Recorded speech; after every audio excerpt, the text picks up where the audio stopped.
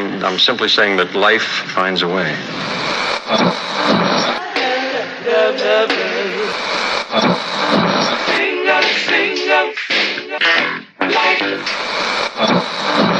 All right, people, write something on the board. Let's spell it. First letter.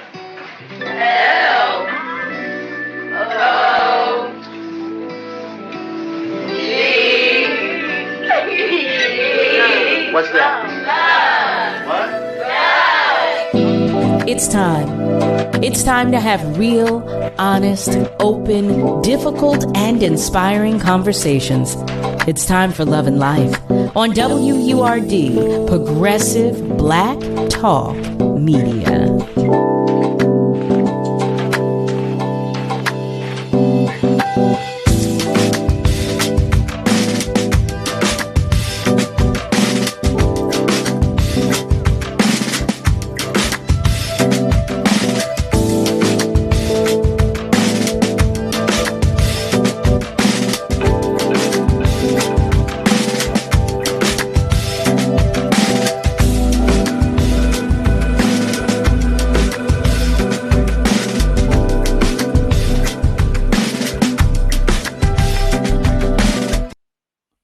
Hey there, family. Welcome to Love and Life on WURD, Progressive Black Talk Media, on air and online at wordradio.com. That is WURDradio.com.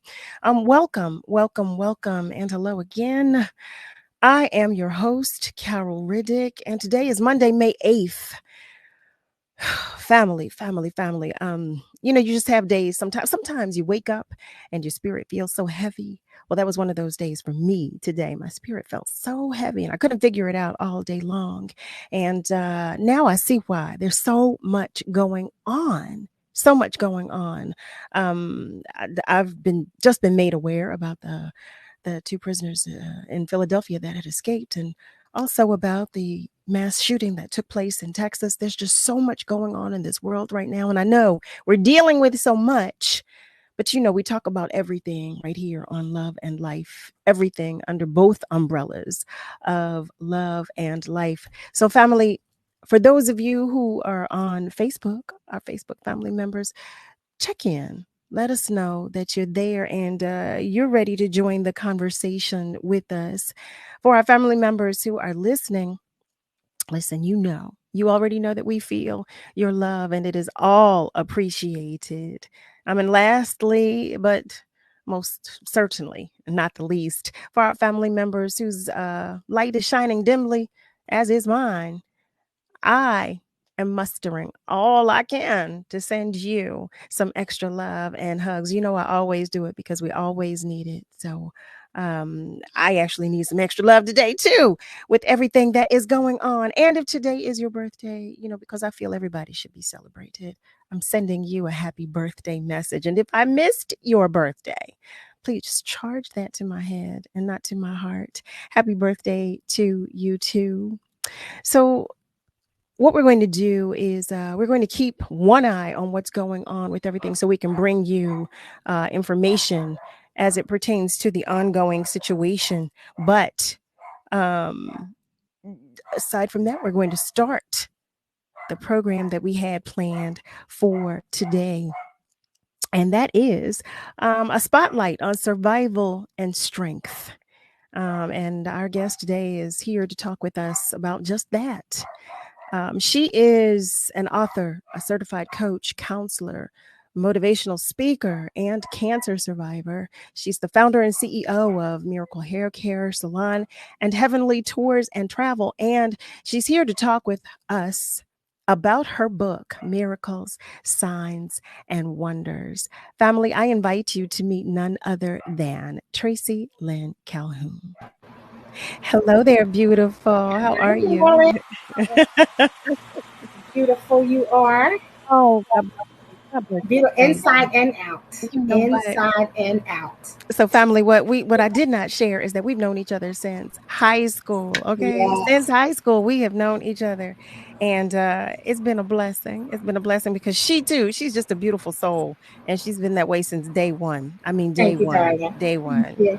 But I'm happy to have you here today to talk about your life and everything that you've overcome. But as there's so much going on today, Tracey, you might have to coach all of us. Listen here.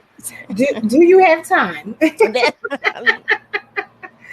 Do you have time? I feel like, well, today, you know what? I trust God. I know I have a great relationship with God. So I know this was divine orchestration to have you here tonight, with everything going on. Absolutely. Because I was talking with Tracey and then found out, what was going on. And I said, wait a minute, what? What? I want to take a moment to just say hello to our family members who are joining us on our socials. Sandra Ali, sending love. Thank you. I'm sending some love right back to you because I need it. Nasir, hi there. Nasir. He writes, good evening, Sister Carol and guest, peace and blessings. And Julie Audrey Ward Carnegie, checking in, prayers during the interim of midday into evening. Either at start or during love and life. Yes, various denominations excluding satanic worship. I should repeat that again. Excluding satanic worship to get us through conflicts and tragic situations. Thank you for that. Thank you so much for that, because we are in the midst of warfare. Yes, we are. I say it, and I mean it. And I can't say it enough, because that's what we're dealing with. I say it, and I mean it. And that is exactly what we're dealing with. Well, that needed to be repeated. How about that? Trying to figure this thing out, but yes, I know that's all right. Sure. That's okay. But what I want to do in the interim, until we have an update on what's going on currently, I want to talk about you and your story. Can you start by telling us just tell us all about you, not a little bit. Tell us everything about you. Okay. Where do we start, Carol? Okay. Where you grew up? Some of our family members are unfamiliar, so yes.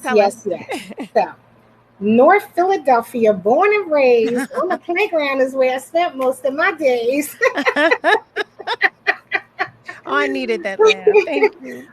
By way of South Philly, my mother lived in South Philly for a short time, and then, North Philly. But I was truly raised in North Philly.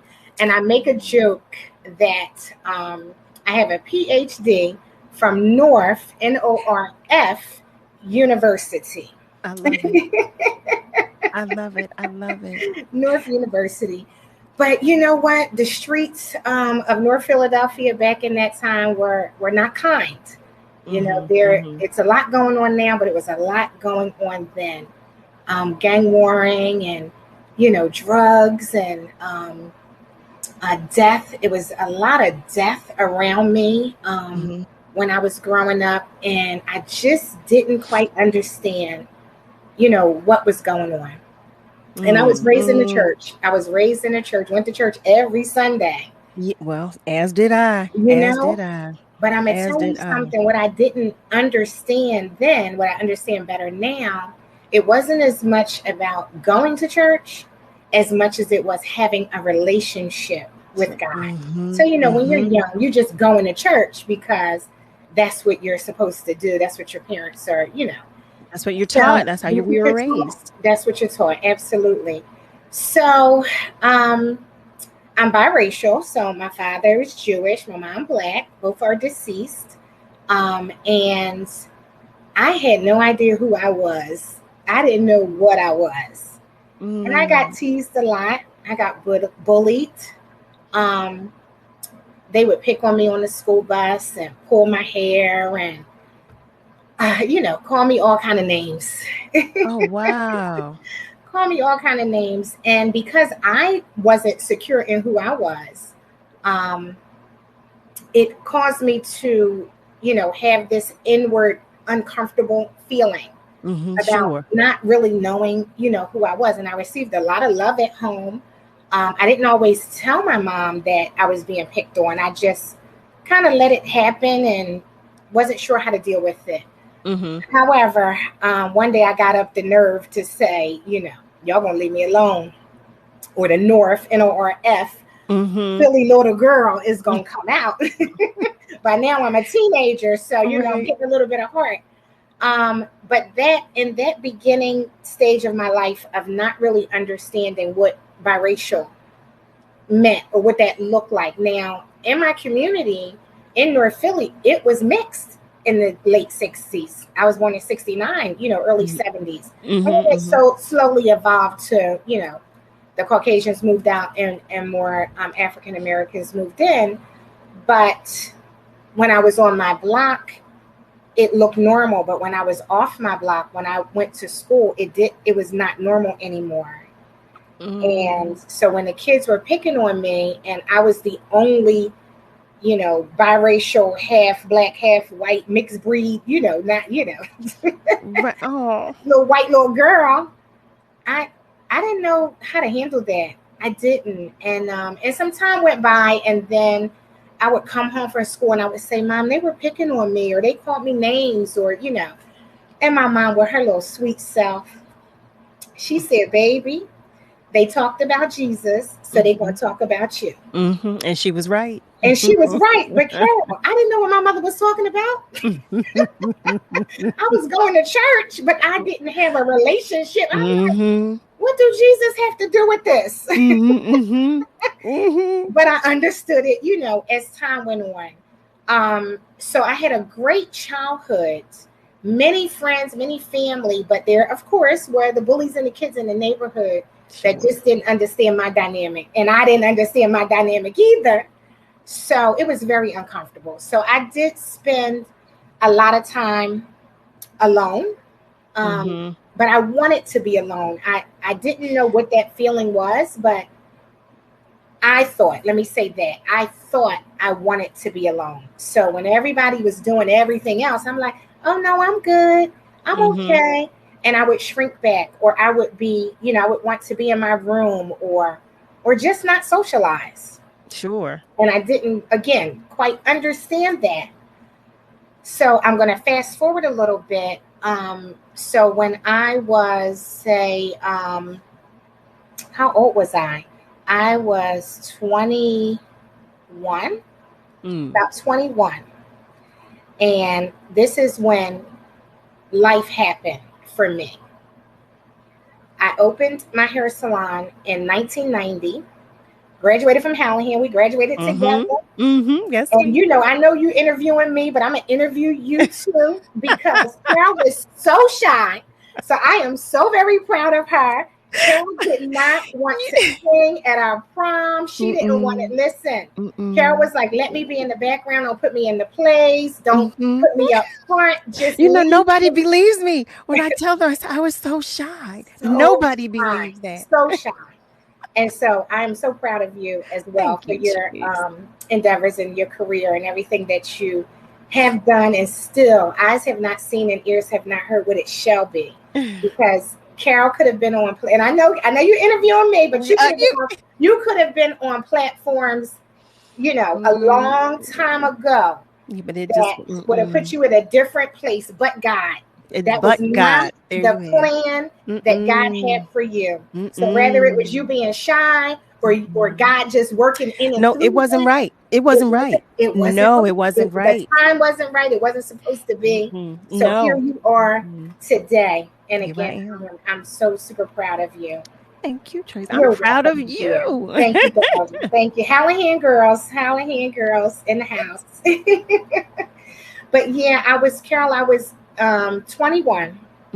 I had opened Miracles at the age of 20 through the grace of God. You know, not a business plan at all. It's truly went out on faith.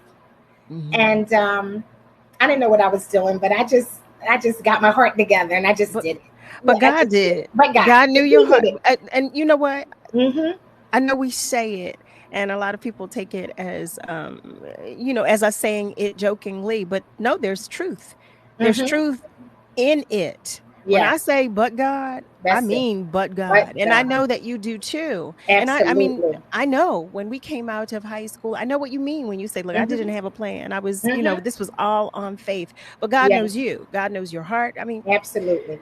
And he knows the end from the beginning. There you have So it. where I thought I was going to Howard University or I was going to go to Temple, I ended up somehow in beauty school. And my parents were not at all pleased with that decision. Oh, wow. Not at all. But I kind of, I veered a little bit when it was time to take SATs, and it was time that I just shrank back when it was, test taking time. I didn't do well. And when I went to Howard for my placement test, and then they sent the letter and said I didn't get accepted, I'm like, oh, what am I going to do? I have to figure this out. And so it was a counselor at school, and she says, well, have you thought about beauty school? And I'm like, no, ma'am. Really? It was a counselor. It was a counselor, and I don't remember her name, but it was a counselor that that recommended I go to beauty school. And I said, okay, I have to do something because my mom's going to send me to the military. So I got to figure out something to do. Right. And I thank God that God knew, again, the plan he had. And that was his plan for my life. It wasn't for me to go to Howard University. No telling, child, what would have happened. No telling how my life would have been different. But getting back to, I was age 21. And it was, I had opened a salon. It took off.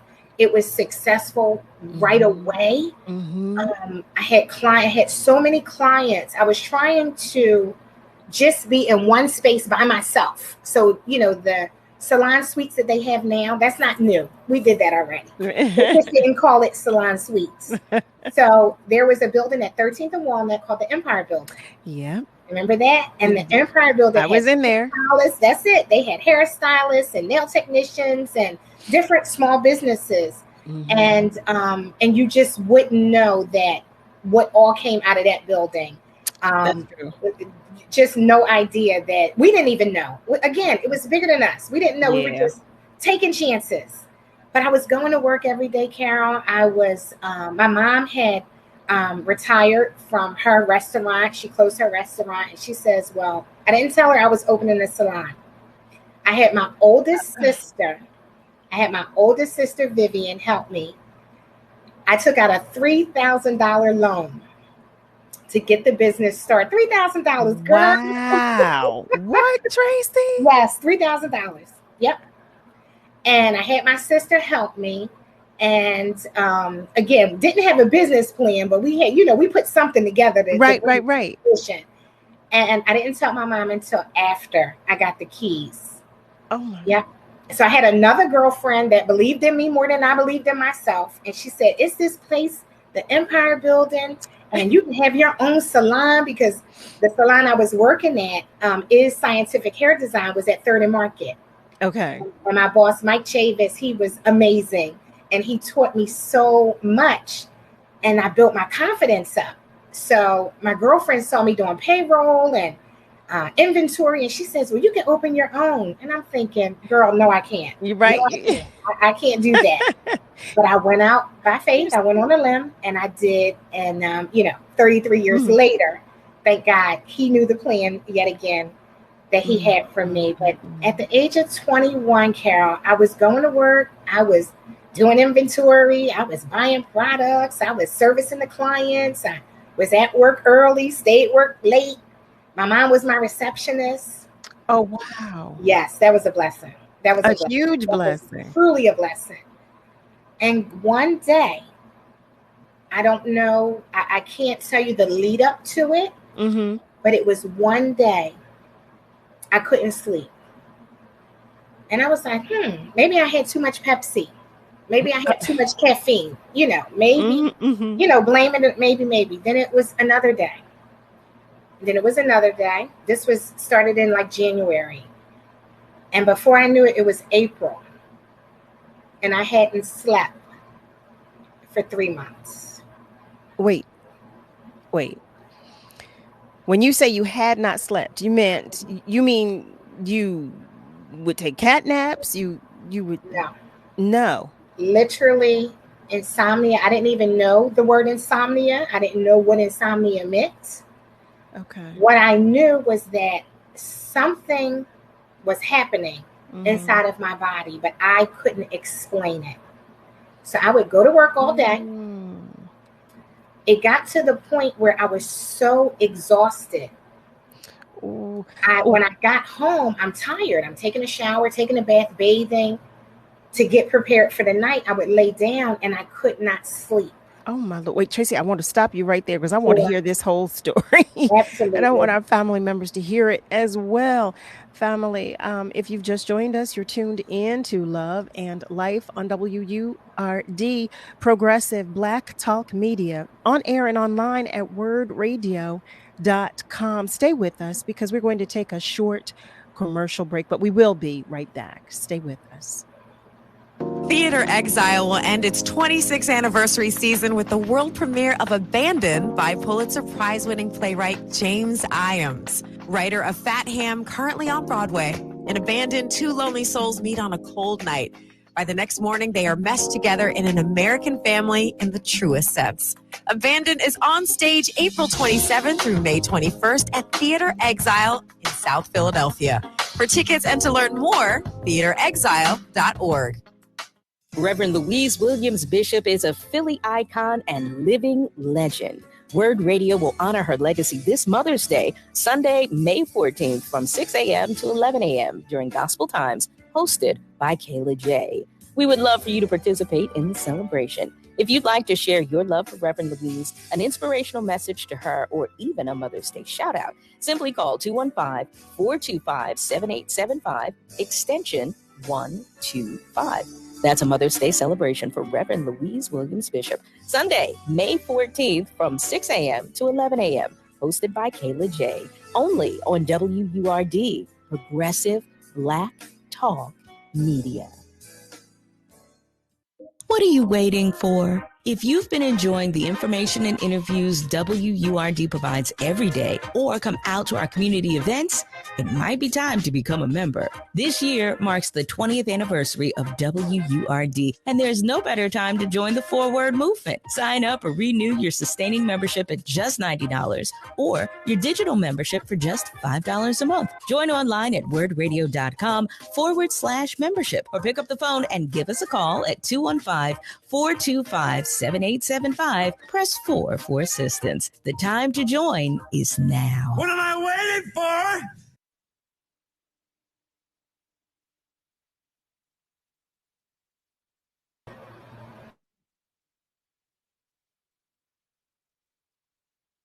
You're listening to Love and Life with Carol Riddick on WURD, Progressive Black Talk Media.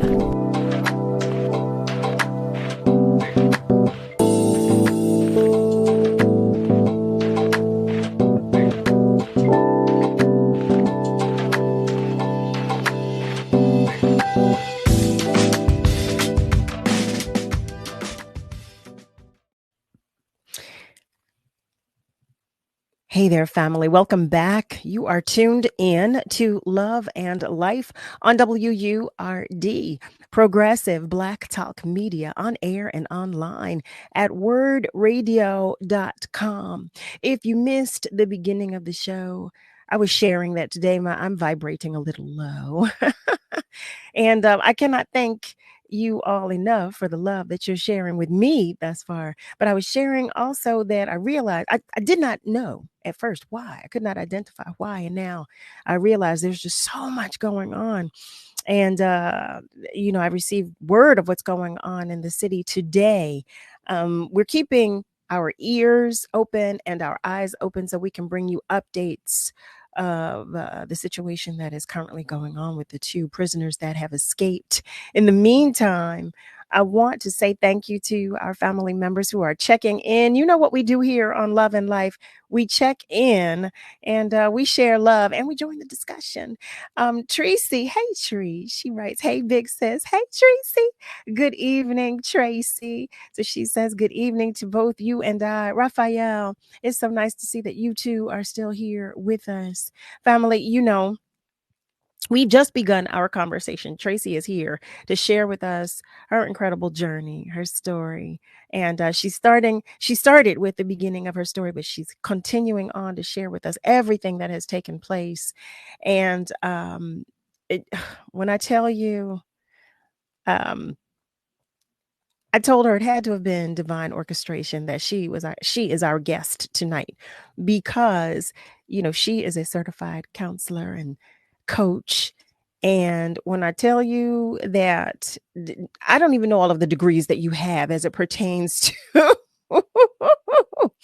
as it pertains to being, how should I put it? As it pertains to being a Christian. I mean, I know you have, degrees as it pertains to Christian research. Yes.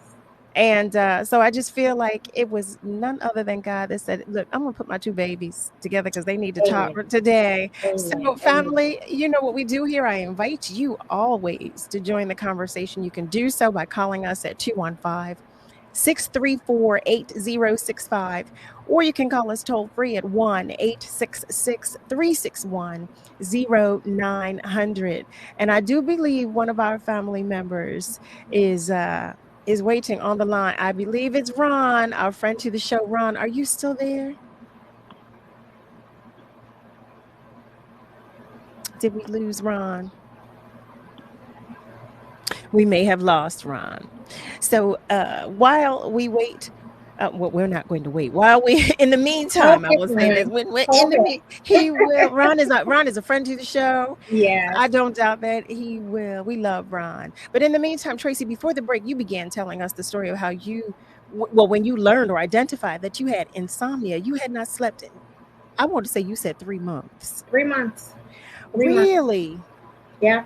So I was going home. I was working all day, going through the motions, again, drinking caffeine or Pepsi or whatever it was. And so then when I realized I couldn't sleep last night, and I didn't sleep last night, and each day it was like, So it was one of those things where I would lay there, I would prepare for bed, but I couldn't physically fall asleep.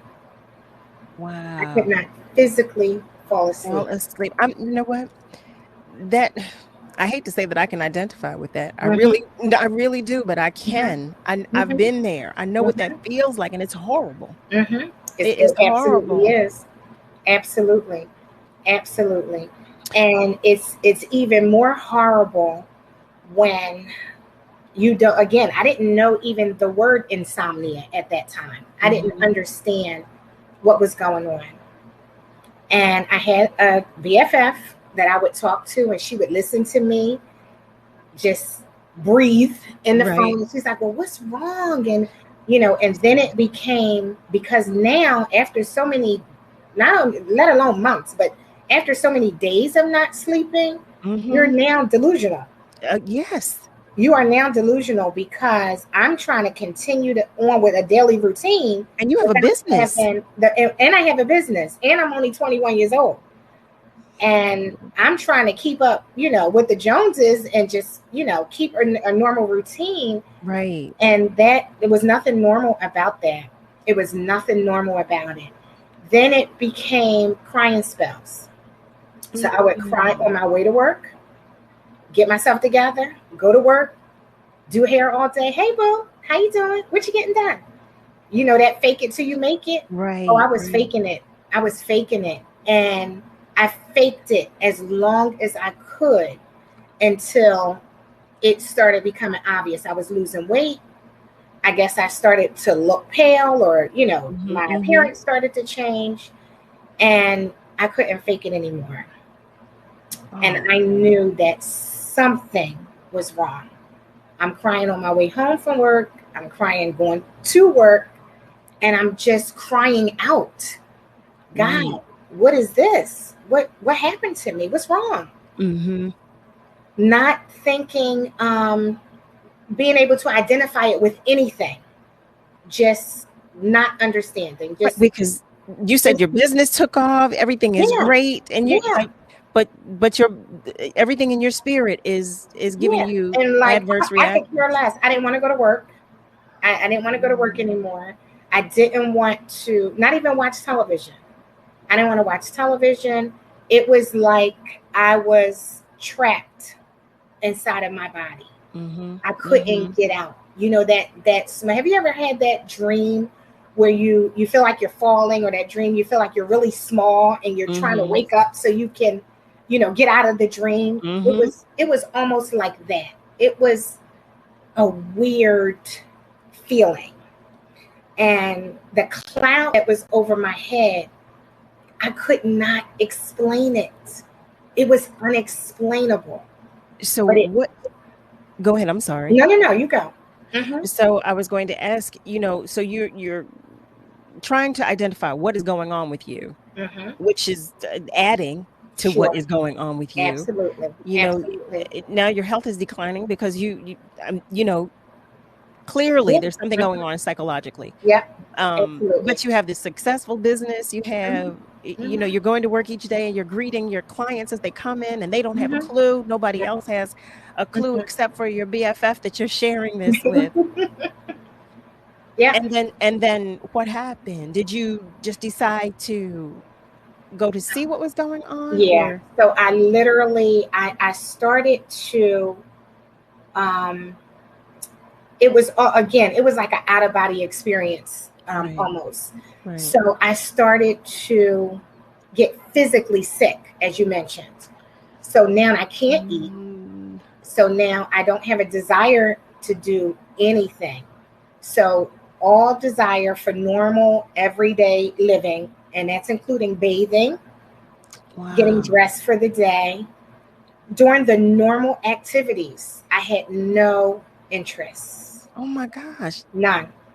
I would take a bath, Carol, and this is, you know, still difficult for me all these years later to think about it. But I would take a bath for hours, and I would get out of the tub and I would not feel clean. I would feel that it was bugs crawling on my body, that I was uncontrollably itching. I felt like I couldn't wash off. Oh my God. Whatever. It was so Tracy. Yeah, I was being tormented. No, really. No, really. I was being tormented. And oh my gosh. Yeah. And not many just people, horrible. Not many people know. They're finding out now more people. And you're such a sweetheart. I'm like, oh my gosh, what was happening? Wait, this story, I want to continue this story, but we have one of our family members who is waiting on the phone lines to talk with us. Okay, go right ahead. Because we have got to continue that story. But absolutely. I believe Ron has called us back. Ron, are you still there by any chance? Yes, I'm still here. Hi, Ron. How are you today? I'm fine. To Carol and the lady there, before I make my comments about genetics and hair, I want to say this to you. It is better to light one little candle than to curse the dark. Oh, when you light one little candle, it can turn to the eternal flame. In life journey, and I can speak on identify with what you're saying, man, with your opening comments about the, you know, people can be very mean and cruel. In my situation, didn't nobody put their hands on me. But they can say words that can be devastating. But a kind word in my life have made a difference in my life going on 80 years of age. And remember, God knew who you were in your womb. On this womb, he knew who you were and where you was going to be at. And I'm glad that you are where you at now. My question I want to ask you about hair, and I think I know the answer, but I just want to hear your answer to it. Do a lot of it come with age, or do it come by you having good genes in your body? And because I look at myself and many others, and for a man my age, going on 80, I don't have a lot of gray hair. And some people say because you know, in some cases because you worry and you get up in age and the body goes through a metamorphosis. And so can worryation actually trigger off like the hair, you know, everything's connected in your DNA. So do that brings about to make you have a large amount of gray hair? Oh, what causes gray? So basically, from where does gray hair come? Does that come from age or worrying? Or wait, be talking to Dr. Love now. Uh-oh. think it's genetic, man. A lot of cases, because I look at myself and I look at some people in my family, and even myself in my body, my skin, all that, things like that. I don't have a lot of hair under my arms like some men have. I don't have a lot of hair on my legs and like that. So I would say my situation, it comes with good genes. And then again, what enhances whatever the Creator have given you? I think that positive, man. Positivity really can have you to heal yourself. I believe in self-healing. And then the things that you have to offer, to help people with their hair, it's all come with a mental attitude. I believe in my situation, it was very sad. But because of a kind person came into Ryan's life, and I had mean things here. I was a victim of mean people in the community, but because of goodness. And that's why it's very important for you and Cal and anyone else. And I share with you, it's very important that you use the cleansing process. The cleansing process is crying, man. I don't hear me say that. I have found that to be so significant in my life. And I want to say to you, Cal, are you going to bring your Annie, your mother's sister, on? Are you going to bring her and her husband back on? I think she's up around 80-some years because when you go on your program, I wish. Are you going Yes. You know what, Ron? You know what? I sure will. I am. You're talking about my aunt and uncle. My uncle, who is 84, and his wife, who is 80, and they've been married for 55 years. I sure am going to bring them back because I do want to talk about their love story more. But that's an interesting question that you asked, Ron, about gray hair. Wondering if it is, if we gray due to genetics, or if it's due to stress, if it's like from where do gray hair, from where does gray hair come? It's very simple. It's a lack of pigmentation. Is that it? That's it? Again, what did you say? So lack of what? A lack of pigmentation. A lack of pigmentation. So we're all born with whatever amount of color we're going to have, whether your hair is brown, black, blonde, whatever color your hair is.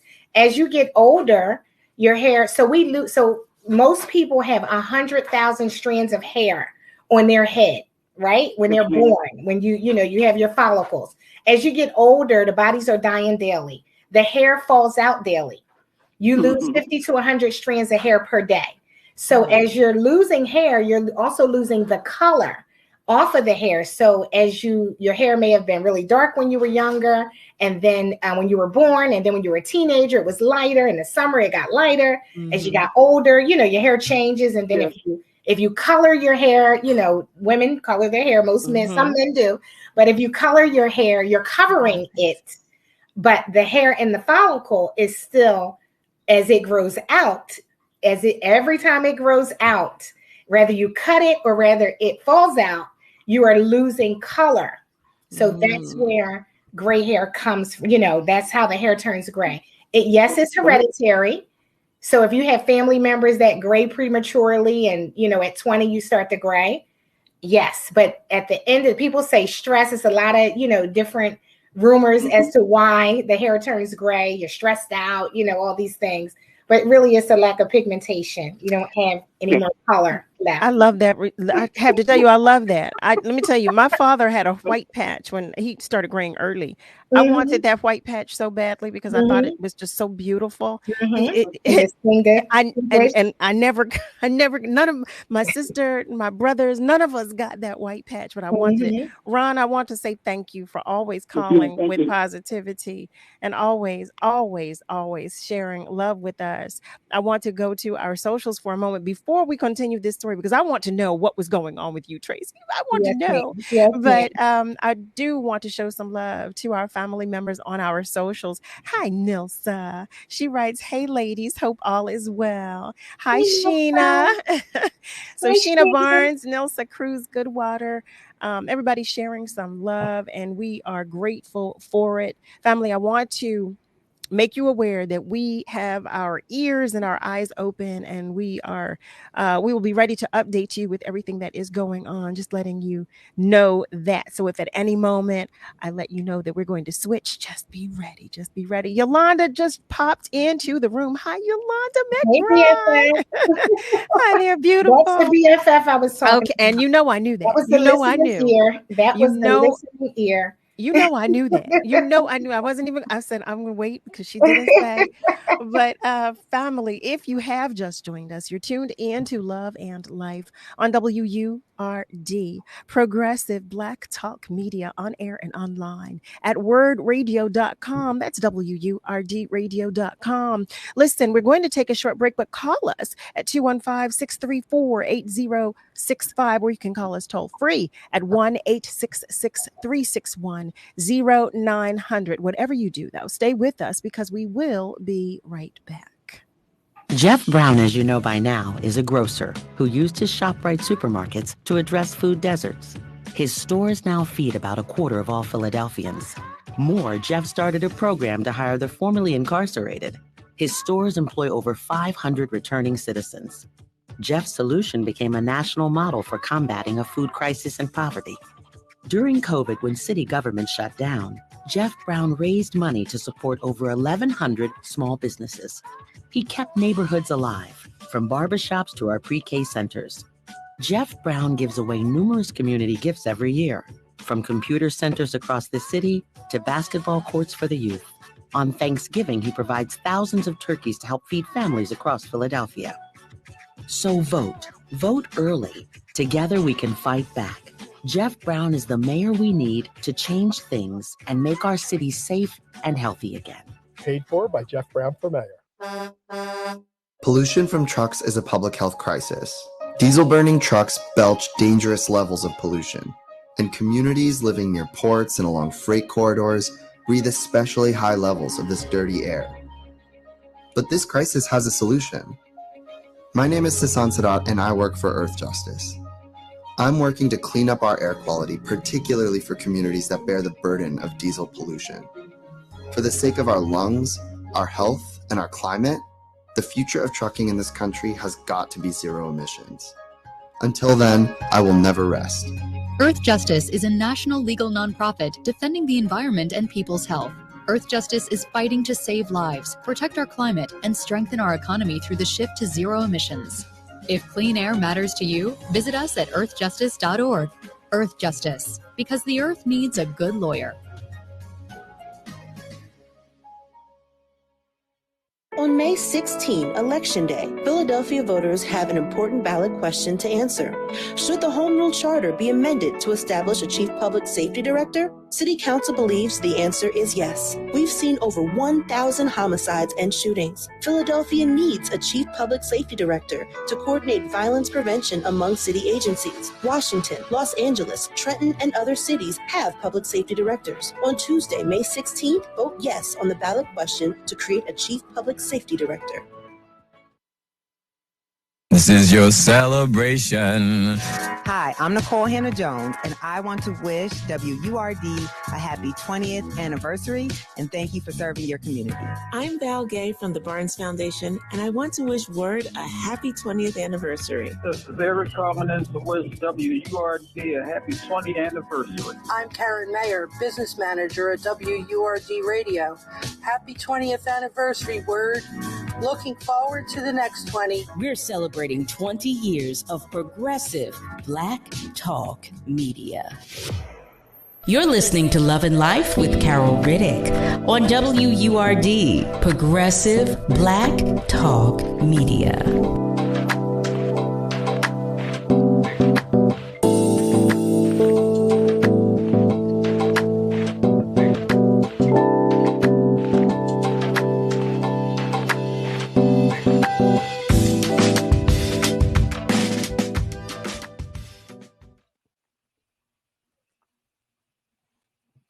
Hey there, family. Welcome back. You are tuned in to Love and Life on WURD, Progressive Black Talk Media, on air and online at wordradio.com. That's WURDradio.com. We are joined by none other than TRACEY Calhoun, who's been sharing with us thus far her story. I'm telling you, I've been itching to know the journey that this woman has taken. We've known each other since high school, and she's always been such a beautiful soul. So for me to hear first of all, for me to hear that you were tormented, and then to hear how much your spirit was tormented, it's unbelievable to me. It's just so unbelievable to me. And she was right.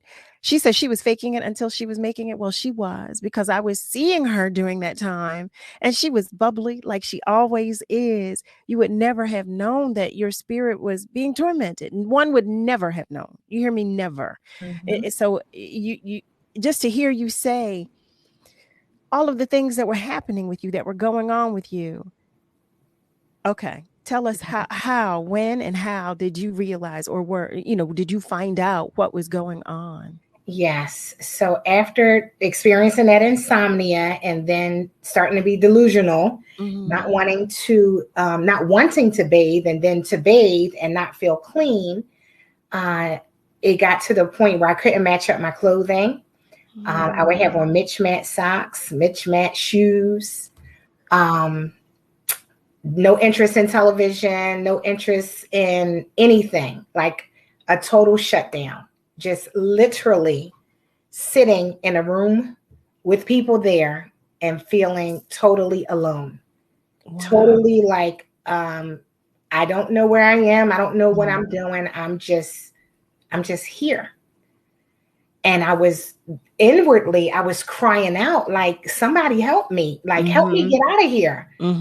But I could not even articulate those words to say, help me. And, but God, thank God. Always. Yes. My mom didn't quite understand, but when I physically started to get sick is when I'm like, Mom, I'm having some problems with my stomach. Like, my stomach is bothering me. I'm just sick to my stomach. I can't eat.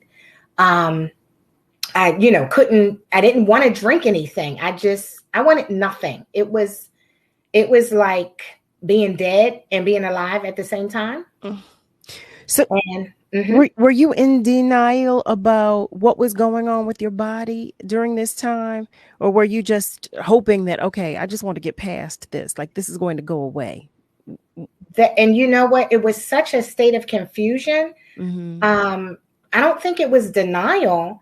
I just didn't have a clue of what was going on. It was literally, I just didn't have a clue.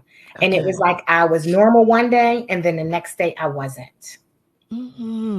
And so when my mom took me to several doctors and to the hospital, and they would give me something for my stomach, because then when I went to the hospital, I didn't tell them mentally, because of course I didn't know how to articulate that. Right. I didn't know how to say I'm going crazy, or I'm feeling crazy, or I'm looking crazy.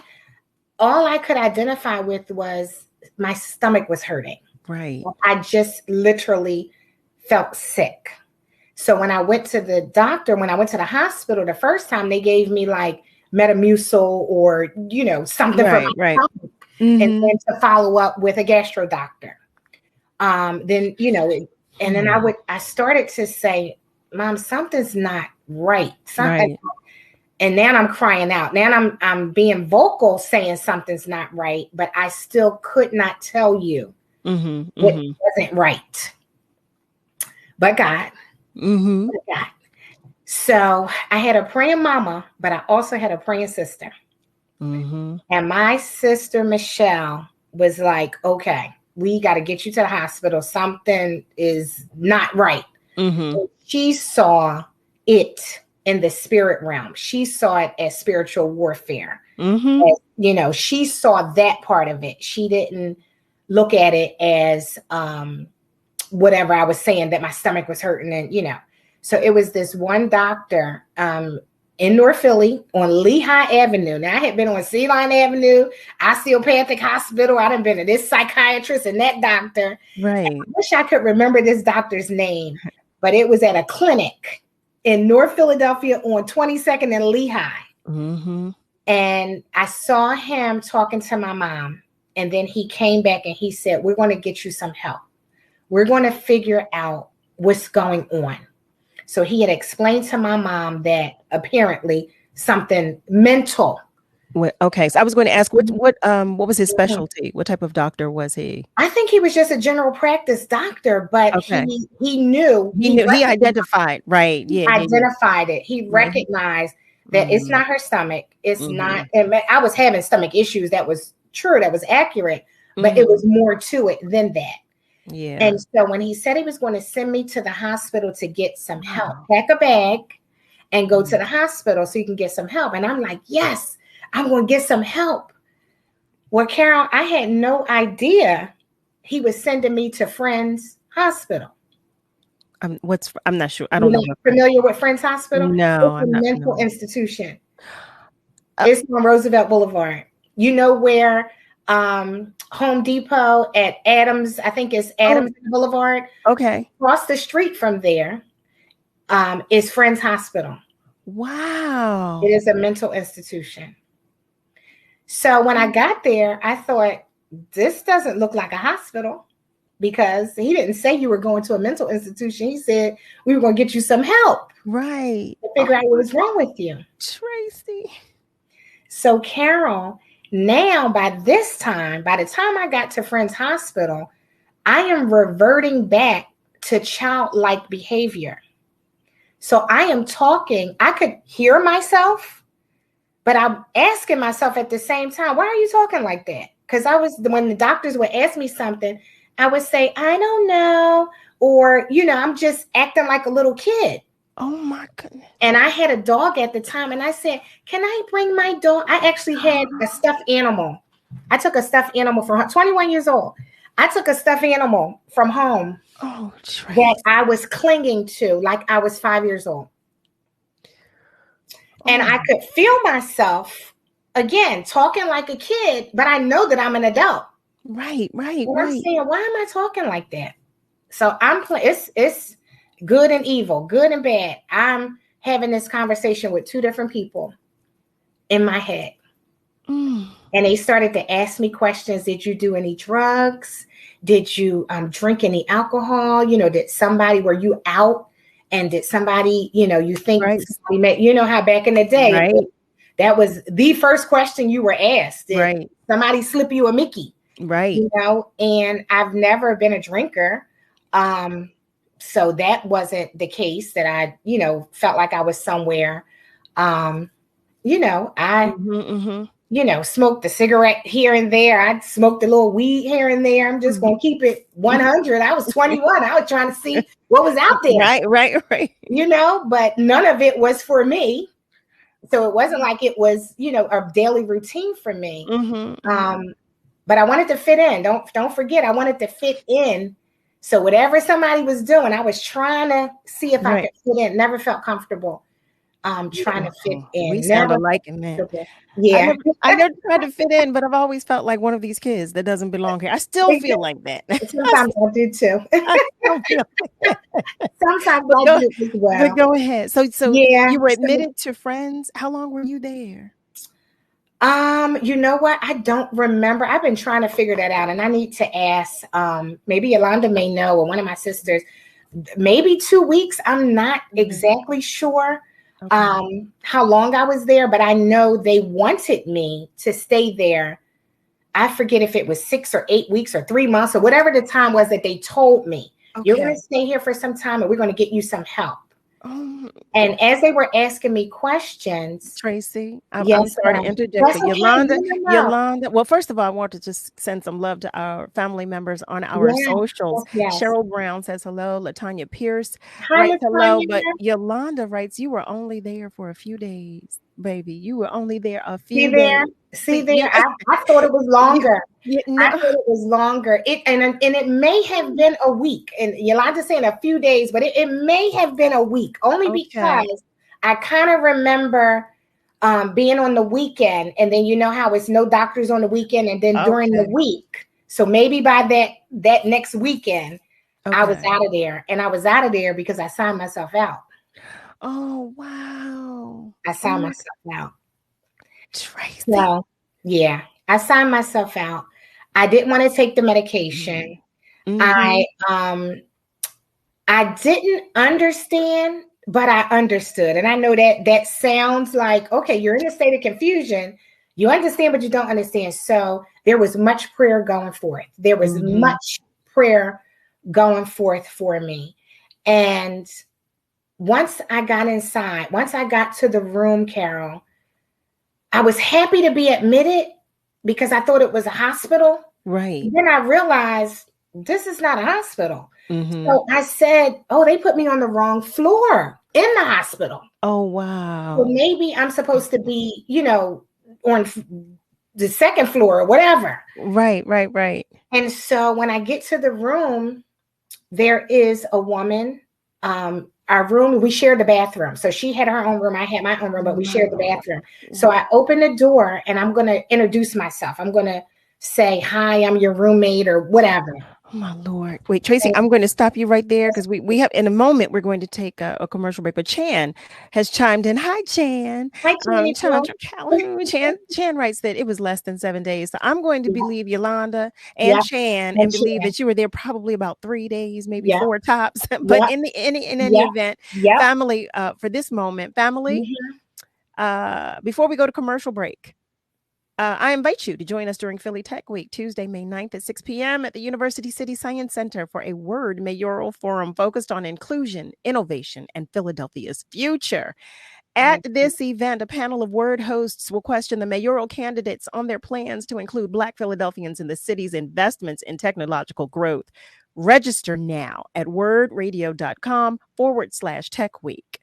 University City Science Center is located at 3675 Market Street. And WURD is proud to partner with University City Science Center as well as Technically Philly and Philly Tech Week to present this forum, which is part of Every Voice, Every Vote. So please join us. But in the meantime, we're going to take just a short commercial break and we're going to come back and hear some more of this incredible story. So family, stay with us because we'll be right back. Which mayoral candidate will make sure that Black Philadelphia is included in high-tech, high-wage job growth? Who will unlock access to venture capital for Black innovators? Which candidate knows how to educate our children and prepare them for careers of the future? Hear from the candidates on these topics at WURD's Mayoral Candidate Forum, Inclusion, Innovation, and Philadelphia's Future.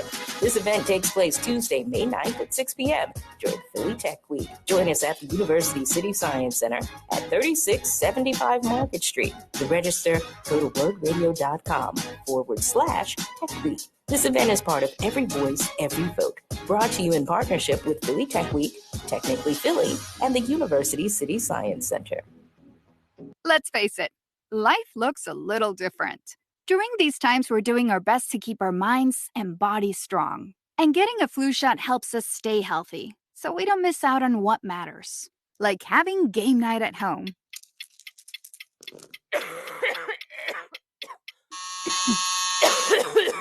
Yeah, can't do that while sick with the flu. Now imagine family movie night that your daughter can't live without. Well, that's ruined. And don't forget your uncle's socially distanced cookout.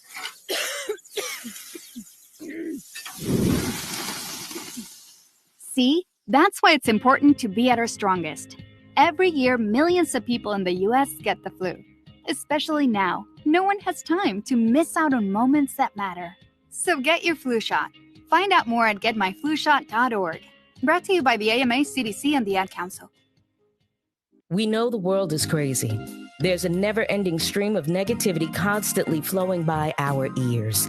We need daily reminders that joy is essential. WURD Radio offsets the awful with daily words of joy and empowerment. These are on-air messages meant to uplift our spirit. We invite you the Word listener, to share your words of joy and empowerment with us. You can read a brief poem, share a favorite inspirational quote, an empowering story, or a passage from a book. Just call 215-425-7875, extension 107, and leave your words of joy and empowerment on the voicemail. Please make sure your message is 1 minute or less. It will be helpful to use a timer to stay on track. We look forward to broadcasting your words of joy and empowerment. We are WURD, Progressive Black Talk Media. Celebrating 20 years of progressive Black Talk Media, we're bringing joy and power to the people.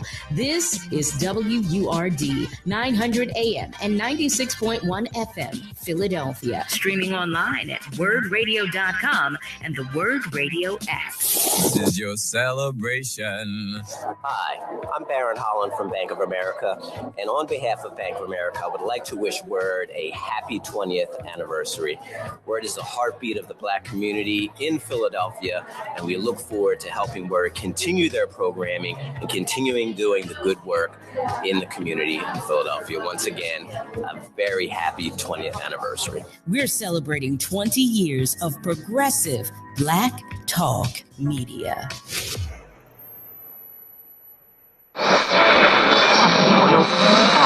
What is love? You're listening to Love and Life on WURD, Progressive Black Talk Media. I think I know what love is.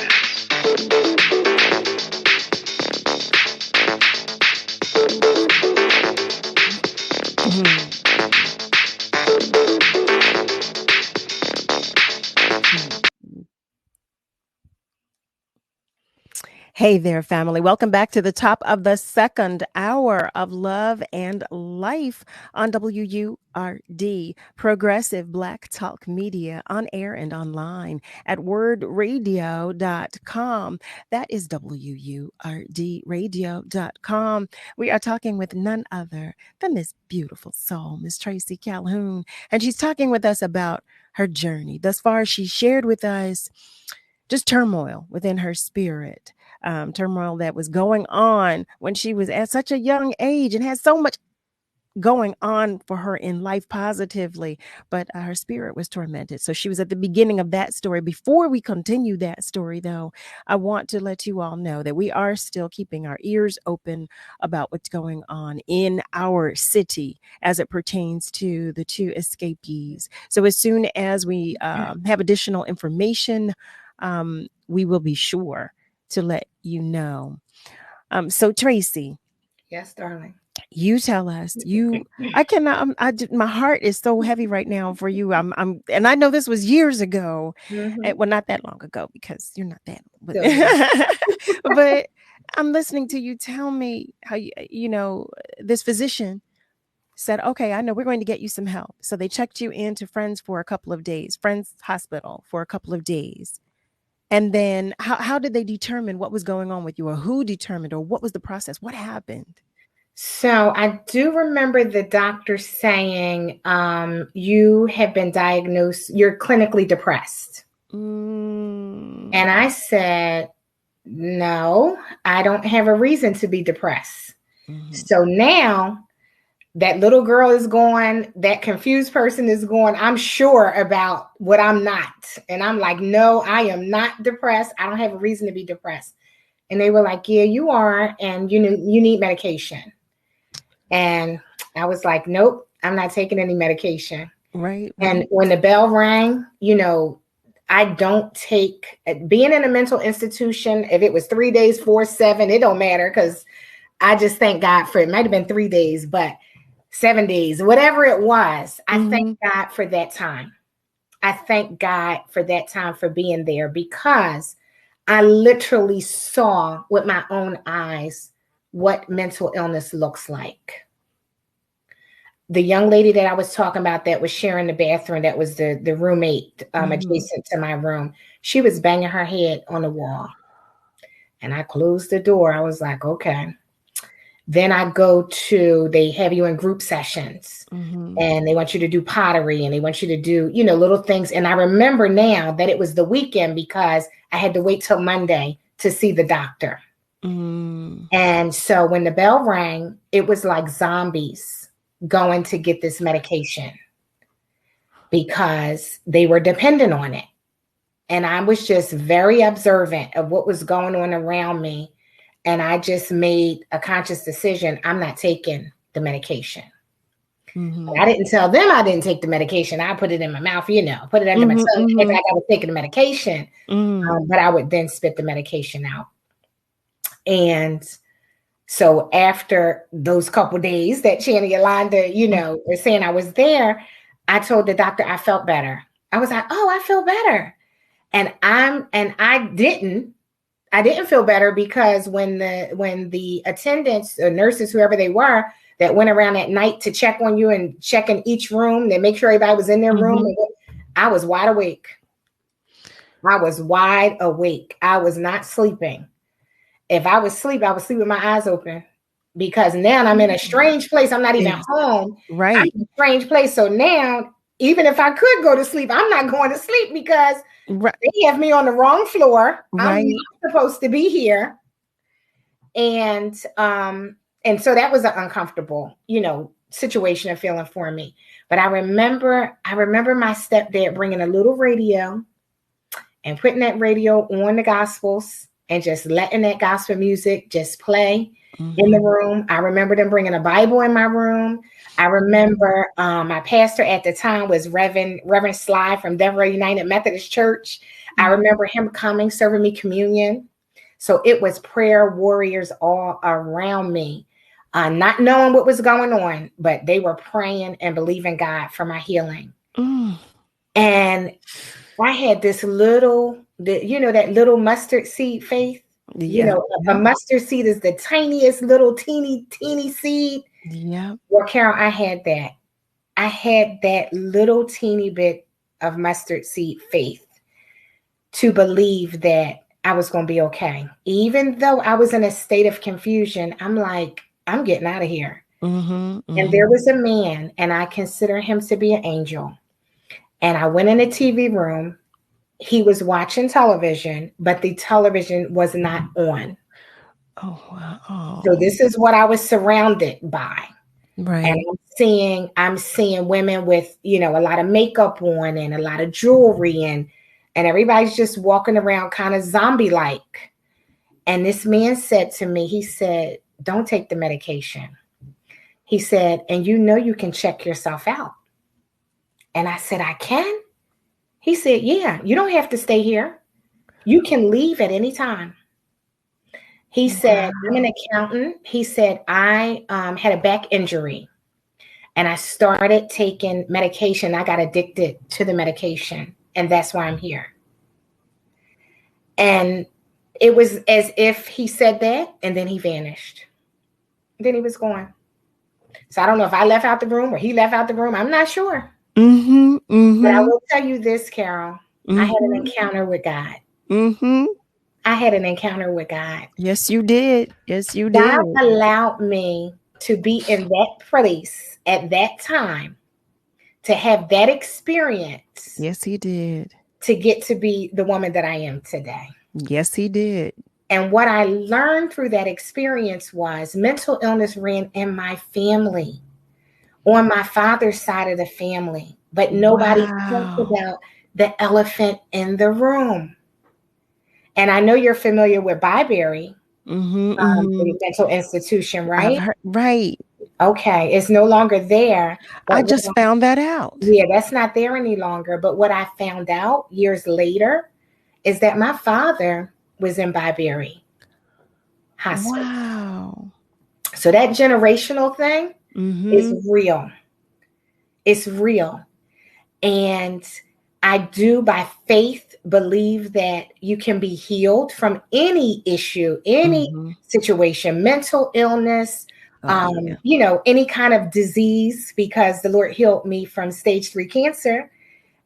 He healed me from mental illness.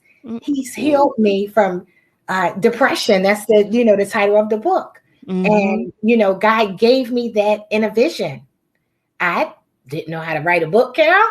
I had no idea. but he wanted to use my life. And I remember my sister saying, are you going to choose God or are you going to choose the devil?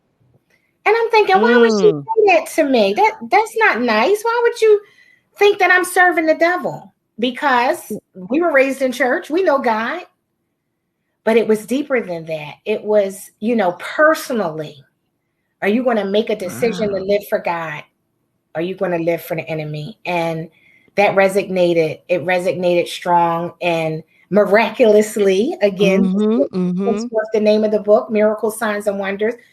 I am a living, walking miracle that you can be healed. You can be delivered. You can be set free from anything that the enemy tried to put on you. Oh, Tracy. Without a shadow of a doubt. My Lord, my Lord. Trust and believe that Jesus is Lord and that he is real. And it doesn't count. It doesn't mean, as you know this, it doesn't mean that we're exempt from trials and tribulations. And that we're not going to have, every day is not going to be Sunday and everything is not going to go as you planned it. But when you give God, when you turn your life over to him, and you give him full permission to reign and rule, because he gives us free will. I always say this, Carol. He gives us free will, and we don't know what to do with that. Yeah, that's the truth. No idea. That's the truth. Because we don't know anything. We don't know anything. Okay.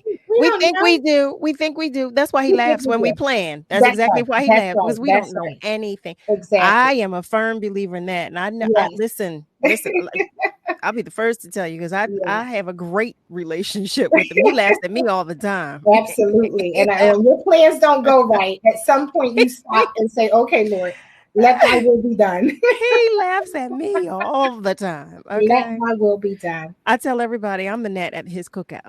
I know I'm always, he know. I said, okay, this is what I tell. And anybody who has ever been to any show of mine, you have heard me say this. They know that I say every single time, listen, I try to live my life so that he will see me at least 10 miles back and say, hold on, because my baby is coming. Hold on, y'all. Just here comes my daughter. Okay. That's how I try to live my life. Okay. Absolutely. I am, Tracy. I am that one. It's me. It's me. Yes, it's me. Oh Lord. That first tap, he's like, I know he knows this is my child again. This is this one. That's it. You can ask, you can knock. Keep knocking at the door. He will answer. So Tracy, he will answer. You just said a mouthful. You said so much. So you shared with us. You said, okay, yes. You said, okay. I didn't know what was going on with my body. There was spiritual warfare, which there was. That was every indication of spiritual warfare. And you were saying you knew it. Basically, you didn't know what it was, but you knew it. But my spirit, was not at rest. No. Was not at rest. And then you had to try to find help. Like, okay, who can help me with this? Because you can't just go anywhere. Nope. Listen, you can't just go anywhere. That's the important thing. You have to go to the right place. Absolutely. So then there's one physician identifies and says, I know exactly what you need. I know exactly where you need to be. The way I see this, from what you just explained, you said, okay, I went to this facility. I'm looking around me and I see these people around me and I'm not in the right place. No, it was like I snapped out of it, Carol. I was like, I'm okay. Like, oh no, I'm in the twilight zone, right? I'm in the twilight zone. And the most prolific thing that you said was about this gentleman, this former accountant, who shared this information with you about how you could just you don't have to find yourself out. Yeah. It was nobody but God. Nobody but God. I called my sister and I said, can you come get me? And she's like, no, you got to stay. They got to give you medication. You got to, let them work and sit. I was like, sister, come get me. I want to go. And I agreed to do outpatient care. Okay. That was how I was able to, well, you can sign yourself out, but I did tell them I agreed to it. And then I didn't do outpatient care. My sister took me to church. There you go. That was my outpatient care. I was just about to say that was your outpatient care. My sister took me from church to church to church to church. Listen. And let me tell you, literally, I was being prayed for at Christian Tabernacle Church of God in Christ at 22nd in Clearfield by Bishop R.T. Jones Jr. And all the women, the prayer warriors, the intercessors, the people that now that I'm in my 50s, when you're younger, you're like, oh, they so holy. They listen. Yeah, we don't understand. Listen, give me a doily. Call me holy, because guess what? Give me every prayer cloth you have. Yeah, give it to me. Give Everyone it to me. Anoint my head, slap it on me. Yes, ma'am. Yes. Everyone. Because the power of God is real. The power of prayer is real. When you touch and agree and believe by faith, you can be healed. I literally saw felt spirits come off of me when they prayed and anointed me and believed God for my healing. Instantly. Tracey, that felt so powerful. You just saying it. Instantly, I was healed. And family. From that day, yes, girl. Family. Let me tell our family members, if you have just joined us, you are tuned in to Love and Life on WURD, Progressive Black Talk Media, on air and online at wordradio.com. I am inviting you, Tracey is inviting you to the conversation. You can leave us a message on our socials, or you can call us at 215-634-8065, or you can call us toll free at 1-866-361-0900. We're talking about strength. We're talking about spiritual warfare. We're talking about life. We are talking, oh my goodness, we're talking about so much right now. We're talking about maintaining. We're talking about survival. Yes. Okay. Yeah. We're talking about it all. Some of our family members are joining us on our socials. Latanya writes, amen. Amen. Bernita Francine writes, Tracey from Sharon Baptist Church. Yeah.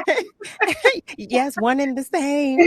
Nasir, yep, Nasir. Okay, you know what? Yep, Nasir writes, yes, you do, Sister Carol. And I know that was in response to the statement that I made about telling all of our family members how I tried to live my life. But again, I know that you too have had a situation you've had. I know because I've had enough situations in my life. I have had some miracles of my own. Yes. I want to take a moment to go to our phone lines to talk to one of our family members. But when we come back from our phone lines, Tracey, I want you to talk about the book. I want you to talk about your years of service as clergy, all of that. When we come back from this phone call, I believe Rick is on the line. Rick, are you still there? I think one of our family members is here to talk with us. Are you there on our phone lines, Rick? Can you hear me now, sister? Yes, I can. Yes, we can. Hi there. How are you today? I'm extending you both my greeting from Germany. And I just want to say that as a child who grew up in Washington, D.C., not only very close to St. Elizabeth's mental institution, but also as an outpatient there for a short time, and then as a committed patient by a psychiatric nurse for a short time. I want to say to your guest, I'm glad she survived that event and experience in her life, because it could have gone wickedly west. Absolutely. In the worst way. Indeed. My mother was born in 1937, and she was an insecure child, a child who knew hunger, a child who struggled to know her mother and her father as they separated. She was steered into military service, even though she did not have the backbone to be a soldier. And then she was steered into psychiatric experimentation. My mother survived. I survived. And I thank God that I'm here to tell people that there is psychology and psychiatry that is trustworthy, but you must wade through the waters Yes. that Yes. safe for you. A lot of people peddle dope, legal dope, and a lot of people get away with getting to know your story without really helping you. That's true. That's all I have for you tonight, sisters. Rick, we cannot thank you enough for your vulnerability, for your transparency, and for sharing that, for sharing your story and that of your mother with us. I send you all the love I can muster in this moment, all the love and hugs. Thank you for reaching out to us from Germany. Thank you for listening. When we talk about, we've been talking about mental health lately, as you know, family members, and this conversation is just in line with everything that we've been talking about. We've had some healthcare professionals on, but what he said was so right. So right. And it's important, so many things I'm gathering from what all of you are saying. And Tracy, when you were saying that you learned that there was a history of mental health issues, challenges. I don't want to say issues. There was a history of mental health challenges in your family. Some of it we don't know. Some of us don't know. I know it's something that when we try to keep things quiet, but in doing so, it's harmful. Because we could actually, seek help sooner if we are educated better. I want to continue this conversation, but we have to take just a short break. Family, stay with us because we are continuing this conversation and we will be right back.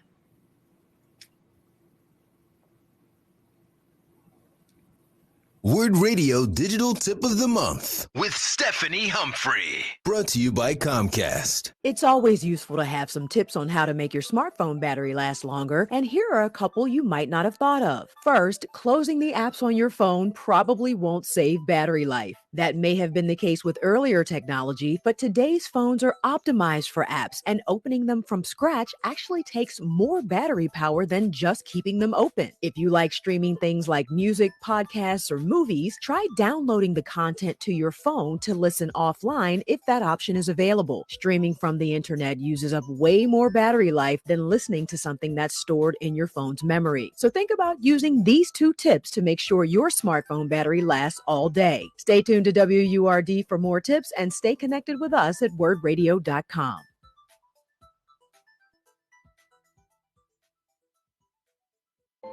This is the story of a very special woman. In a matter of seconds, she turned herself into a great mathematician or an entrepreneur. Her knowledge was limitless and still is. She could also make monsters disappear, especially those that lurked in the shadows under the bed. Once, this woman put back together a teenage girl's broken heart, which had been shattered in 1,000 pieces, just by giving her a bear hug. She masqueraded as a regular person at work, but as a superhero at home. Everyone knows her as Gabriella. I still call her Mom. Your hero needs you now, and AARP is here to help. Find the care guides you need to help, complete with tips and resources at aarp.org/caregiving. A public service announcement brought to you by AARP and the Ad Council. The WURD Radio Newsletter, keeping you informed, engaged, and connected. Sign up by visiting wordradio.com. Scroll to the bottom of the page and type your email address under Connect with Us. You'll receive the latest information on WURD Radio, messages from our president and CEO, Sarah Lomax Reese, exclusive articles and multimedia content, and resources. Stay informed with the WURD Radio Newsletter. This is your celebration. Hey, this is David W. Brown, former general manager of WURD. I'm proud to say, and Temple University, want to wish WURD a happy 20th anniversary. I'm Delilah Wilson-Scott with Comcast, and I want to wish WURD a happy 20th anniversary. Thank you for celebrating 20 years of Black excellence, Black culture, Black legacy, and providing a forum so we can discuss the issues that we care about. I'm Dylan Lewis from WURD Radio, and I want to wish WURD a happy 20th anniversary. Hi, I'm Ken Anderson from the Chamber of Commerce for Greater Philadelphia, and I just want to wish WURD a happy 20th anniversary. Thank you for all that you do in this community. You are one of the anchors that make us who we are, and that is the best. So I'm wishing you happy 20th and many, many more. We're celebrating 20 years of progressive Black talk media. Let me tell you something, and don't you ever forget it. Success is nothing without someone you love to share it with. You're listening to Love and Life with Carol Riddick on WURD, Progressive Black Talk Media.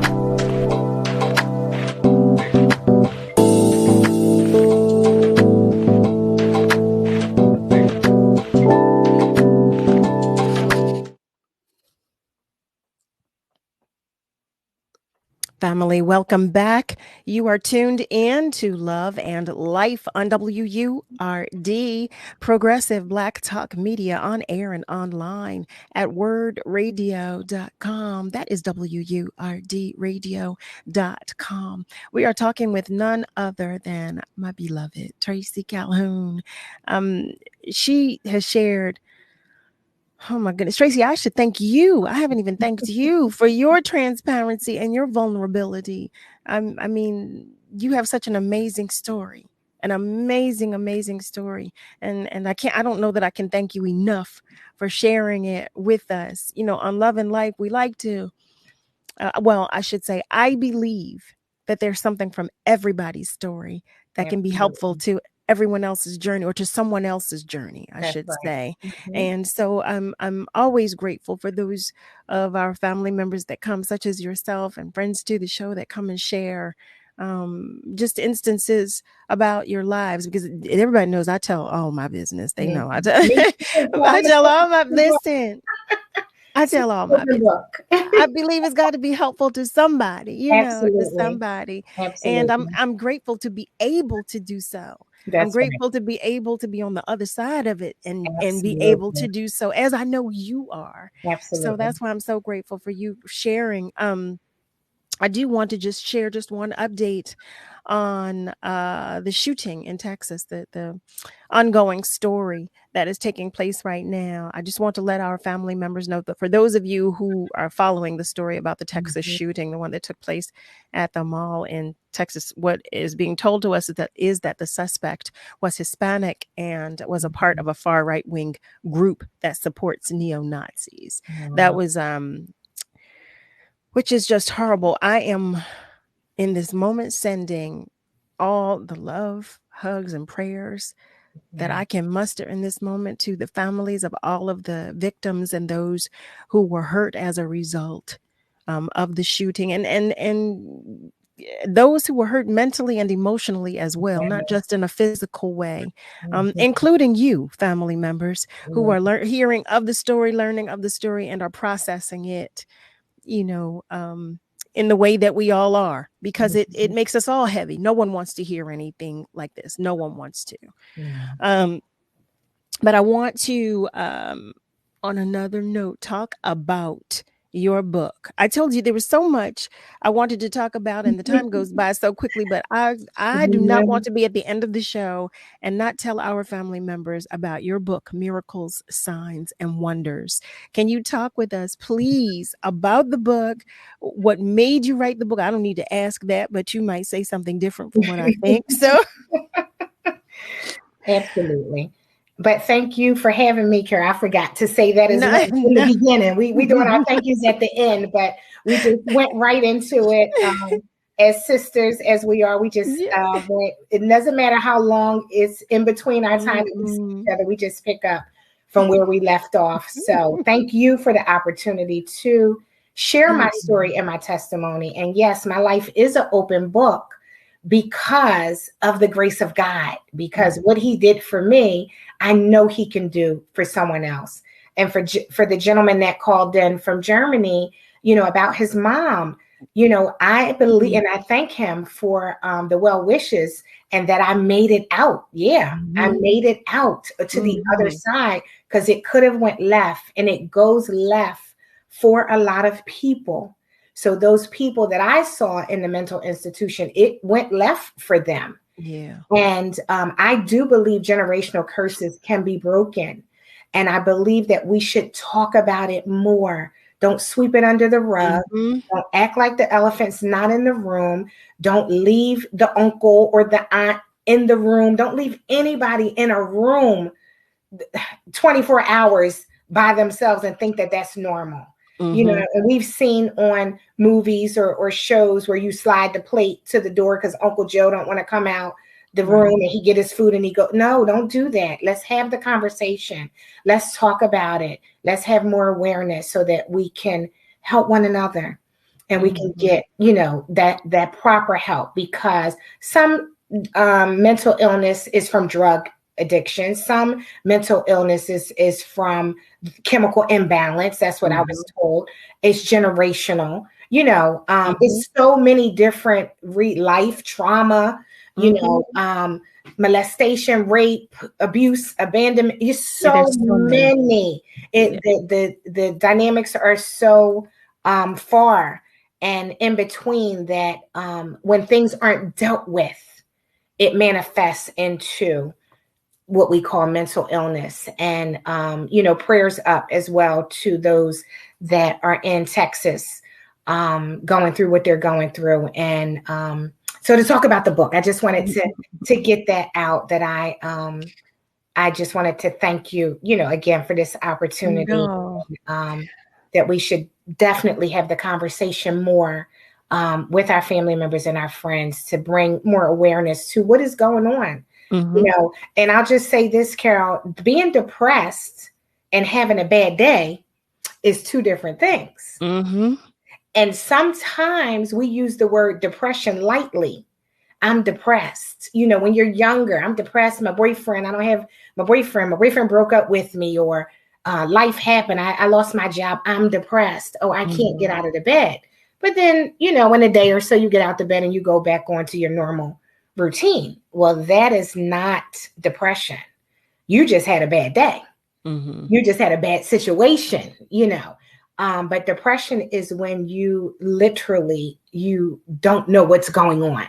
You can't make right out of, you know, out of wrong. You can't figure it out. And sometimes you need medication. And I, by no means would I advocate for not taking medication. That's just my journey. I tried it a little bit, but I was hallucinating and I was having all kind of other adverse reactions. So it didn't work with the already chemical imbalance in my body. But medication and counseling, medication and therapy, there are great doctors, psychologists, psychotherapists that can help with any situation. And it doesn't have to be a generational thing. It could just be life just happened with you. And you need somebody to talk to. So by all means, please reach out to a coach, a counselor, a therapist, a doctor, and get the help you need. Call a BFF, call a friend, call a family member, and get the help that you need. So the book is called Miracle Signs and Wonders and Healing from the Inside Out, Overcoming Depression. I do have the book right here, just in case y'all don't believe me. It's a real book. It's a real book. And the Lord gave me this, Carol. So you said, how did it come about? How did you decide to write a book? Well, no, I didn't want to write a book about being depressed. I didn't want to write a book about my life and what I went through. But it was a vision that God gave me. And he gave it to me like in 2004. It did not come to pass until, you know, the last couple of years. The book was going to come out right before the pandemic hit, and then the pandemic hit, life happened. And then last year on Mother's Day. So Carol, I'll be honest with you. I was going to say, Carol, I can't do the show. I got too much going on. I have a Mother's Day retreat this weekend. Of which I was unaware. Oh my goodness. You're welcome to attend. And listen to me. This is the miracles, the signs, and the wonders So when you pay attention to what God is doing, because I'm all wrapped up in the plan of the retreat, right? So when I got the call from your producer to be on the show, I'm thinking, how do I squeeze this in? Well, I said, Lord, if you send me, I will go. And that's wherever. That's my everyday mission, mandate, and journey. I will tell the world. I joke about being at City Hall, standing with my Jesus sign that Jesus is Lord, because he is Lord in my life. And when he gave me the vision to write the book, again, it took me so many years. I didn't have the confidence. I felt like I wasn't qualified. I felt like I didn't have the education. I went to every book signing. Solomon Jones, when he wrote Keeping Up with the Joneses, and I read that book, I was like, oh, wow, this is like North Philly. He talked about Erie Avenue and his experience and his life. And then I would go to any book signing, Nikki Giovanni, whoever, Jewel Diamond Wiggins, whoever had a book signing, I was there because I wanted information, but I wasn't getting how to write the book. I just got what their book was about. But it was the Holy Spirit. When I sat still, when I really sought the Lord, and the young lady that helped me, the publisher that helped me, she used my journals to help me to put the book together. I journaled for years. Oh, I have a journal too, Carol. Miracle Signs and Wonders prayer journal. Love it. I have a journal because when I couldn't articulate my words, I would write. When I didn't know what to say, I would write. And it was prayers. I would write prayers to the Lord. I think that's so important. So, and quite honestly, I did not realize or recognize the importance of journaling until my adult life, my good and grown adult life, I will say. Because when I was younger, you get journals when you're a teenager, you receive them as gifts and everything. And it's cute. They're cute. But you don't really know anything about life at that point. Not until you're good and grown and you've got some life behind you and you're looking at the life that you have left ahead of you, or what you believe you have left ahead of you. And it wasn't until then that I began, that the thought of journing, quite honestly, was even real to me. I want to take a moment to just say hello to Bernita again. Bernita Francine writes Mental Health Awareness Month. Yes. We are making every effort to make sure right here on Love and Life. Family, I don't know if I can say this enough. I want you to know that this is a safe space, and I want it to remain a safe space, and I want it to be so that we share information and that we help one another, that we talk about life, because you all know, come on, y'all know, when we get good and grown, we clam up. We don't want to talk about things because I'm good and grown. I should be able to handle this. So I should be, we're all human. We are all human beings. We all have a journey. And quite honestly, I believe we could all help each other along our individual journeys if we just opened up a little more, and if we just talked about things that are happening with us, which is why I always ask you, family members, if there's a subject matter or what have you, let's talk about it. Let me know. And I am listening to you, Lola. I'm working on what you asked for. So know that these things are in the works. But yeah, it's why it's so important, because I believe also that we, meaning our Black families, people of color, we don't talk about mental health. It's not real for us. For us, it's like, oh, that child, that blah, blah, blah. We kind of excuse certain behaviors, and it's okay. It's all right. It's all right. We should talk about all of it. We should normalize the conversations so that we can handle it differently, so that we can be better prepared, so that we can prepare our children, if they should see signs, so we know what to look for and what to do about it when we see certain things. I want to also say, Nasir, thank you. Nasir writes, thank you so much for sharing your story, and stay blessed. It's all really important information. Bernita writes, peace and blessings to the both of us. I'm just making sure, family, because if you share a comment with us on our socials, I do my best to read it aloud on the air. But family members, for those of you who would like to call like Ron and Rick did, you can do so by dialing 215-634-8065, or you can call us toll free at 1-866-361-0900. Tonight, we're talking about strength. We're talking about survival. We're talking about maintenance. We're talking about mindfulness. We are talking about taking care of the temple that we have.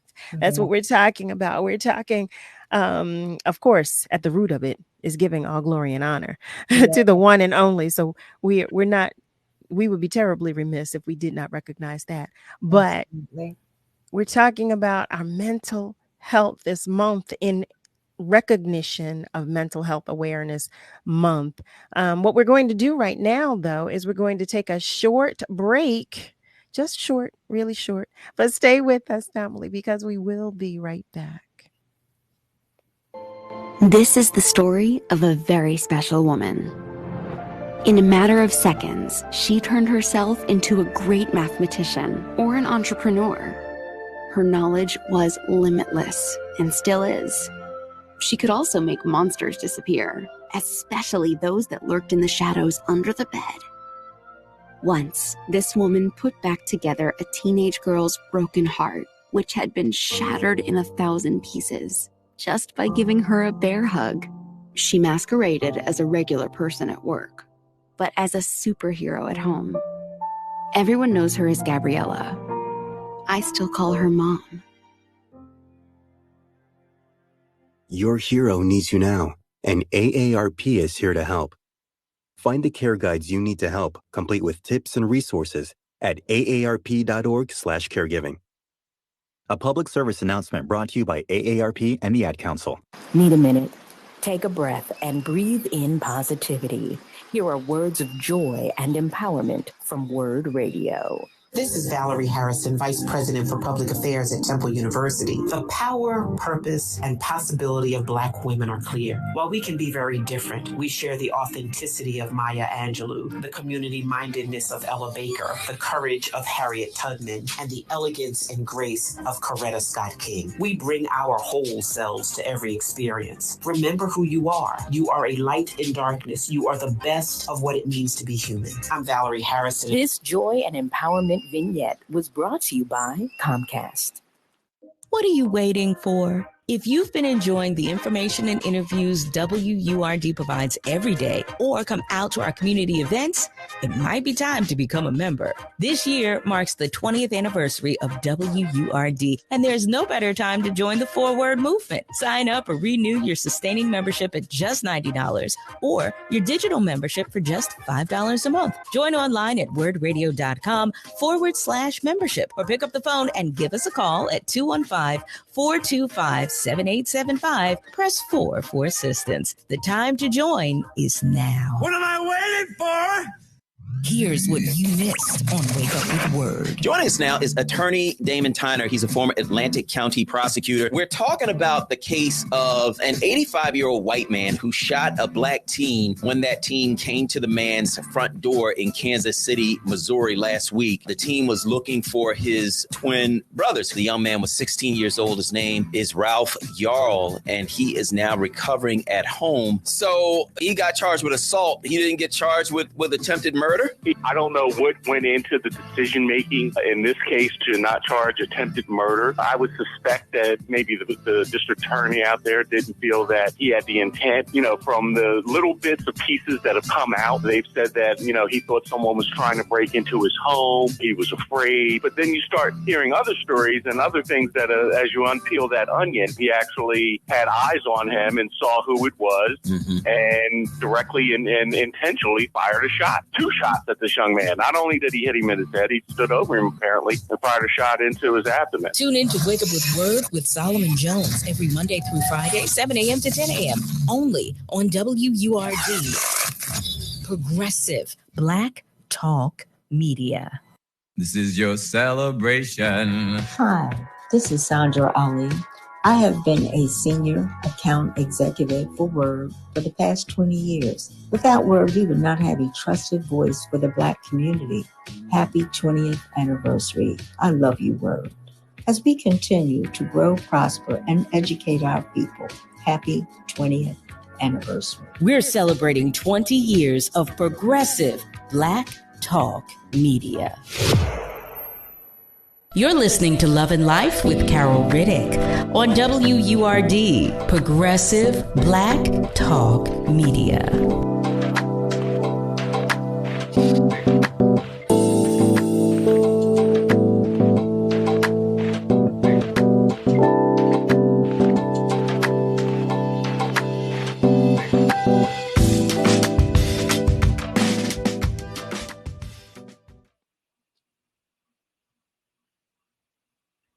Hey there, family. Welcome back. You are tuned in to Love and Life on WURD, Progressive Black Talk Media, on air and online at wordradio.com. That is WURDradio.com. I know we're nearing the end of the show, so I want to be sure that I get a lot of things in the time that we have left. Before we go back to the book, Tracy, I want our family members to know, because there was some information that I did not share with them that I intended to share. I want them to know that you are a certified biblical counselor as well. Family, I did not read to you all of her certifications, and I did not tell you. What I did tell you is that she is a coach and a counselor. But I did not read to you about all of the certifications that she has and all of the affiliations that she has. It just speaks to your journey and to what you've been through. And I just think it's so selfless of you to give back and to want to help others. I mean, but that's always been your spirit. You've always had a spirit of service. I think that's why we've identified so well with one another. I love that about you. I've always loved that about you. Even in high school, you just love who you are. I want to also take a moment to go back to our socials, because some of our family members are sending love. Joey Dixon, peace, one love, and jazz to you. Always, Joey. Mark Pena. Hey, Mark. Mark writes, great conversations. We all have a story to tell. I do agree, Mark. And mental health challenges come along in many ways. It's best to seek help when intervention is needed. Peace in your mind is awesome. Listen, you can't buy that. You cannot buy it. Bernita Francine writes that she just attended the 16th annual conference by the city titled Faith and Spiritual Affairs. That's something that it sounds like I needed to know about. I'm going to have to do some research on that. And yes, and LaTanya Pierce, she is clapping for you about your certifications. Yes. But what I do want, though, Tracy, because I did ask you to talk about the book and it was so brief. So I want our family members to know, for those who are interested, if there is a site where they can buy the book, or how can people find you or more information out about you and what you do? Absolutely. So the book can be found on my website. So it's miraclesignwonders.com. Okay. It's also available on Amazon. Miracle Signs and Wonders. My name, Tracey Lynn Calhoun. Or if you want to get a signed copy, you're more than welcome to come to Miracle's Hair Care Salon at 2743 North 47th Street, right off of 47th and City Line Avenue. And I'll be happy to have you, talk to you, hug you, give you some words of inspiration, get some words from you. I know. And, yeah. I love that. So, Tracy, I'm going to ask you one last thing. What is it that you would like to leave us with? The one thing I would like to leave us with is God is real. Prayer works. Don't give up on God, because he won't give up on you. When life hits you, stop, drop, and pray. I know we want to call our BFFs, we want to call our friends, but call on the name of Jesus. And he will answer. I promise you.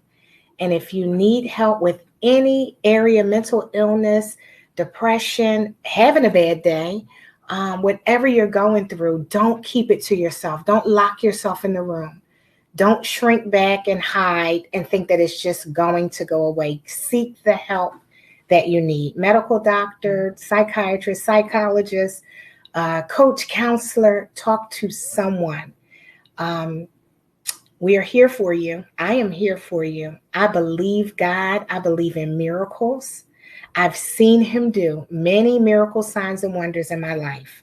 God is no respecter of persons. What he will do for one, he will do for the other. You have to seek him and he will be found. Surrender your life to him. And it will be sweeter. It will get better. Every day won't be Sunday, but it will get better. It will get better. I promise you that.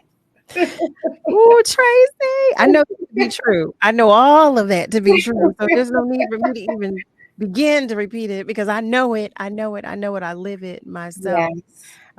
Yes. It's just really, again, a pleasure and a privilege to have this conversation with you, and for both you, Rick, Ron, to have shared, to have been as transparent as you were. That's a gift to us. That's a gift to all of us. So thank you all for that gift. Doctor, what was it? Wait a minute. I'm sorry. Bernita is sharing some information with us. She writes, check out Dr. Natasha Jordan on social media and her website. Her mission is to get leadership in churches to take a mental health training. You know what? I think that's awesome. Very important. It is very important as we talk about mental health. Education is key. Educate yourself. Don't call a person crazy because they're not acting or you think they're the way that you're supposed to be. When a person is acting out, and find out what's wrong. And one thing I want to say that Rick touched on, it's important. Don't give up. Don't give up. And Rick said was that it's important to find what's right for you. The proper help. Yes. Exactly, because he was so right. There are people out here that will lead you down the wrong path. Sure. What he said was so right. And you said the same thing. You made the point about finding the best professional help for you, because what works for one person may not work for another. So it's important to find that healthcare professional that can help you. That can help, it's so important. But Tracy, again, just thank you, family. I always say the time goes by so quickly. We start these conversations and offline before the show, I was talking with Tracy and I said, oh girl, it's going to fly by. She said 2 hours. I don't think so. And I said, believe me, you. So then when I told her, I said, we're about to wrap up. She said, but 2 hours? I said, okay. It go by fast. It does. Yeah. It goes by so quickly, but you shared so much.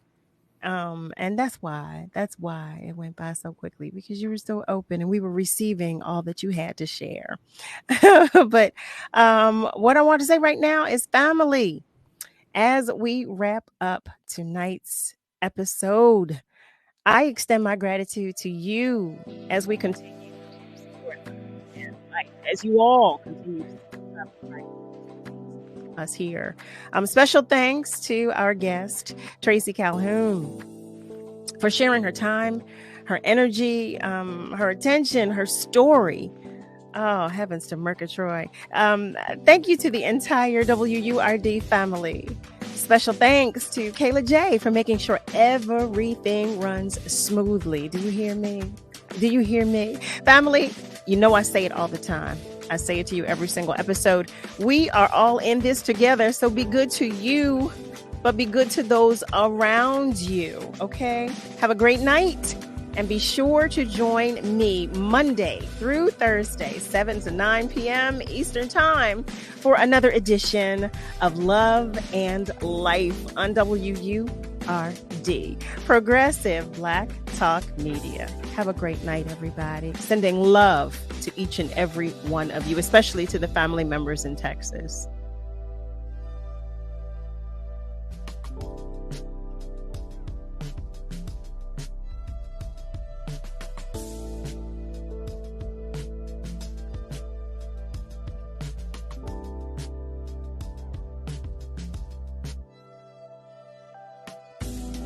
Did you know Henry Ossawa Tanner, the first internationally known African